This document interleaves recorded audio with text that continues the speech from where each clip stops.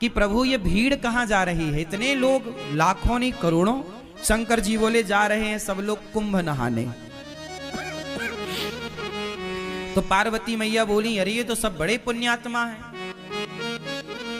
शंकर जी बोले नहीं, ये जा जरूर रहे हैं, लेकिन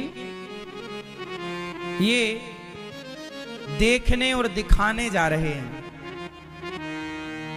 चलो देख आवे कितना बड़ा मेला भरा है, और दिखाने के जी हम भी गए थे, तुम तो गए नहीं। तो ये देखने और दिखाने जा रहे हैं। पार्वती जी बोली नहीं, ये तो सब भक्त हैं और बड़ी श्रद्धा से जा रहे हैं। प्रभु इन सबको दर्शन दो, जितने भी कुंभ नहा रहे हैं सब पर कृपा करो, सब अच्छे लोग हैं। शंकर जी बोले चलो पार्वती जी आप कह रही हो तो हम चेक कर लेते हैं कि इनमें से कितने लोग कुंभ नहाने आए हैं, कितने लोग पवित्र विचारों से आए हैं, चेक करते हैं। तो जहां से सारे लोग आ रहे थे तो उसी रास्ते पर शंकर और पार्वती एक बुढ़ा बुढ़ी बन करके, शंकर जी एक गड्ढे में गिर गए। गड्ढा था गंदा शहर का, वहां पे मलमूत्र इकट्ठा होता था, तो वो गड्ढे में गिर गए। अब गड्ढे में गिरे हैं और गंदगी लगी है शरीर पर।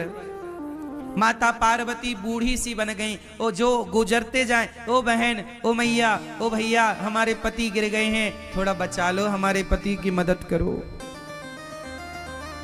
हमारे पति की मदद करो। देखो उन्हें बड़ा कष्ट है, बहुत बड़ी भूख लगी है और वो ठंडे में सिकुड़ रहे हैं और वो कष्ट पा रहे हैं, गड्ढे में हमसे निकल नहीं रहे हैं, आप जरा मदद करो। तो लोग बोले अरे हमारे गंगा नहाने का टाइम हो रहा है, हम गंगा नहाने जा रहे हैं। हाँ ये सब क्या गंदगी मचा रखी तुमने। शंकर जी पार्वती जी से बोले देख लो ये गंगा नहा रहे हैं, किसी की मदद कर नहीं रहे हैं और गंगा नहा रहे हैं। पार्वती जी बोली प्रभु कोई तो आएगा। हाँ हाँ कोई आएगा, सबसे कहो।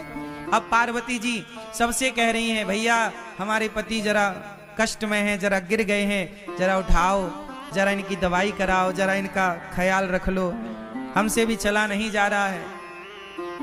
सारे लोग बोले हम तो गंगा नहाने आए हैं, गंगा नहाएंगे, कहाँ तुम फंसा रहे हो, चलो। एक नौजवान लड़का आया, पार्वती मैया बोली भैया हमारे पति को जरा निकालो, गिर गए हैं। बोला हाँ हाँ चलो निकालते।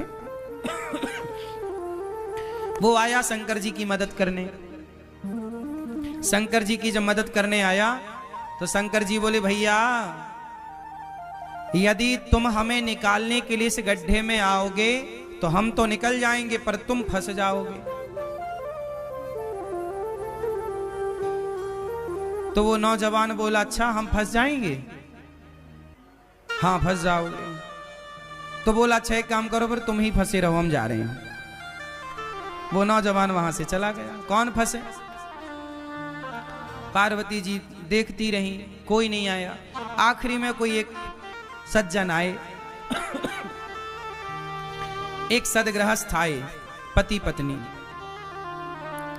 जब पति पत्नी आए तो उनसे कहा पार्वती मैया ने कि मेरे पति फंसे पड़े हैं दलदल में, जरा बचाओ। वो गृहस्थ पति बोला, पुरुष बोला कि जी अभी मैं बचाता हूं। शंकर जी बोले कि यदि तुम यहां हमें बचाने आओगे तुम फंस जाओगे। तब उस आदमी ने कहा कि महाराज मैं भले फंस जाऊं, मुझे भले कष्ट हो, पर आपको कष्ट ना हो। मैं फंसूं तो फंसूं, आप ना फंसे, मैं कष्ट उठाऊं तो उठाऊं, आप ना उठाएं। ये कहकर के वो आदमी उस गड्ढे में कूदा, शंकर जी को कंधे पर बिठाया, जोर लगाया, उठाया, बाहर किया। और जब बाहर किया तो शंकर जी ने भी उसे बाहर किया। और जब बाहर किया तो भगवान शिव ने पार्वती जी से कहा देखो इस पूरे कुंभ में केवल ये आदमी कुंभ नहाने आया है, ये परिवार कुंभ नहाने आया। हम लोग किसी की मदद नहीं कर रहे हैं, किसी की हेल्प नहीं कर रहे हैं। किसी की मदद करना यही तो सबसे बड़ा स्नान है। ना जाने किस रूप में नारायण मिल जाएं। कोई आपसे कहे कि भैया हमारी थोड़ी मदद कर दो, तो वो भगवान के रूप में ही तो आपसे मदद मांग रहे थे, आपकी परीक्षा लेने के लिए। इसलिए ये बात केवल मैं कुंभ के लिए नहीं बोल रहा हूं, कहीं भी जाओ, घर पे भी रहो, गांव में भी रहो, गली में भी रहो, अपने शहर में भी रहो, तो सबकी मदद करो। शंकर जी बोले कि तुम फंस जाओगे इस गड्ढे में, बोले फंस जाऊं, कोई बात नहीं। जो स्वयं दुखी होकर औरों का दुख दूर करता है वही सबसे बड़ा भक्त है। शंकर जी ने कहा तुम थोड़ी दुखी होगे, शंकर जी ने उसे दर्शन दिया। और दर्शन क्या दिया, शंकर पार्वती उसे अपने साथ ले गए, चलो वहीं आनंद से रहना। तो ये है दर्शन। अब हम लोग क्या करते हैं,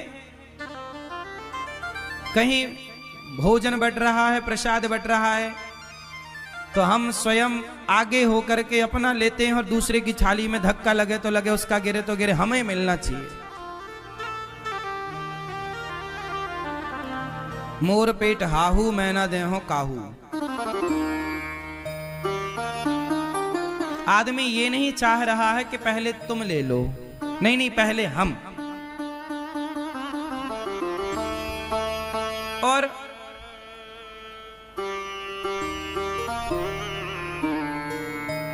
दर्शन, दर्शन का मतलब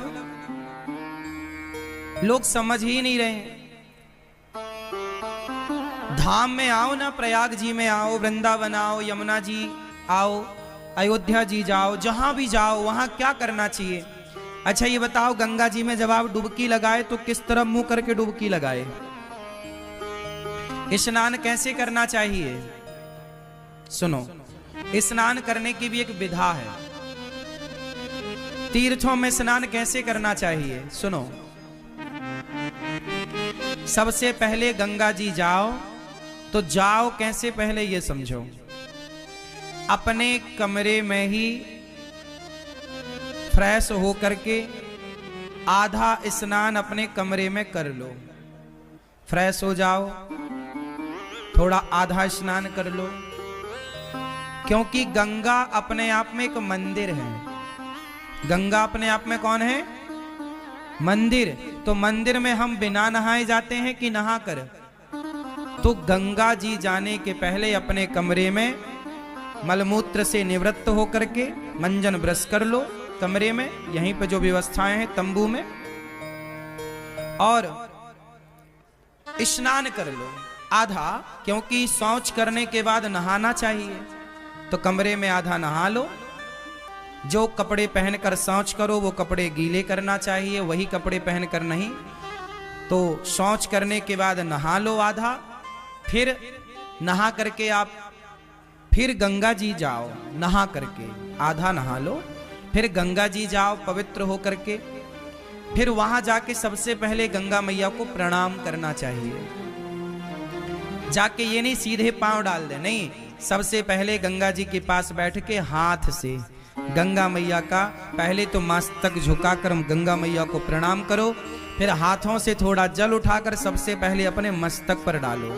कहाँ डालो? अपने मस्तक पर जल डालो। हे गंगा मैया हमारे माथे पर विराजिए, हे गंगा मैया आपकी कृपा से सदा सब लोग सुखी रहें, सब प्रसन्न रहें, और हे गंगा मैया हमारी भक्ति दिनों दिन बढ़े, हम सदा प्रभु का स्मरण करते रहें, एक क्षण के लिए मैं भगवान को कभी भूलूं नहीं। हे गंगा मैया मैं भगवान को कभी भूलूं नहीं, हे नाथ मैं आपको कभी भूलूं नहीं।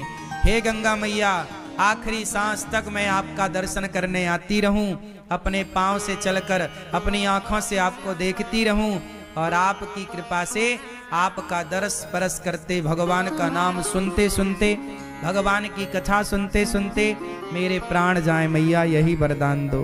आपका नाम जपते जपते, भगवान का गुणगान गाते गाते प्राण जाएं। और ये जो बाल बच्चे हैं, बाल गोपाल हैं, बच्चे हैं, ये भी बड़े होकर सदा आपके प्रति श्रद्धा का भाव रखें, ये भी आपके प्रति प्रेम रखें। गंगा मैया को प्रणाम करो, प्रणाम करके फिर जिस तरफ से गंगा जी की धार आ रही है, किस तरफ से? जिस तरफ से गंगा जी की धार जिस तरफ से गंगा जी की धारा आ रही है उस तरफ मुंह करना चाहिए। जिस तरफ गंगा जी की धारा, जैसे धारा इस तरफ से आ रही है, बहकर इस तरफ जा रही है, तो जिस तरफ धारा आ रही है उस तरफ मुंह करके और फिर गंगा मैया को प्रणाम करते हुए स्नान करना चाहिए, डुबकी लगानी चाहिए। और डुबकी कैसे लगानी चाहिए? पहली डुबकी अपने माता के लिए कि ये डुबकी का पुण्य मेरी माँ को मिले जिसने मुझे धरती पर भेजा है। दूसरी डुबकी अपने पिता के लिए, तीसरी डुबकी अपने पूर्वजों के लिए, चौथी डुबकी अपने बच्चों के लिए कि बच्चे इसका पुण्य पाएं, और पांचवी डुबकी अपने लिए। और ये दास अनिरुद्ध तो जब गंगा जी नहाने जाते हैं ना, तो हम केवल माता पिता और पूर्वजों की नहीं, कथा सुनने जितने भक्त आते हैं, जितने शिष्य हैं, जितने भक्त सुनते हैं कथा, हम सबके नाम की डुबकी लगा लेते हैं। प्रभु ये हमारे सभी भक्तों को इस पुण्य का लाभ मिले, और गंगा मैया जो नहीं आ पाए उन भक्तों की भी एक डुबकी ये दास अनिरुद्ध लगा लेता है कि जो भक्त गौरी गोपाल से जुड़े, जो रामानुज परिवार से जुड़े हैं, जो श्री संप्रदाय से जुड़े हैं, जो जाने अनजाने में टीवी पर भी भागवत सुन लेते हैं, यूट्यूब पर भी भागवत सुनते हैं, जो गौरी गोपाल भगवान के प्रति थोड़ी सी भी आस्था रखते हैं, उन सबके लिए ये दास अनिरुद्ध डुबकी लगाता है। और जो लोग दास अनिरुद्ध को गाली देते हैं, उल्टा सीधा कहते हैं, उनके नाम की भी एक डुबकी लगा लेते हैं कि उनको भी भगवान सद्बुद्धि दें। गंगा मैया उनका भी पुण्य बढ़ाएं, उनकी भी शक्ति बढ़ाएं, ताकि वो सदा गाली देते रहें।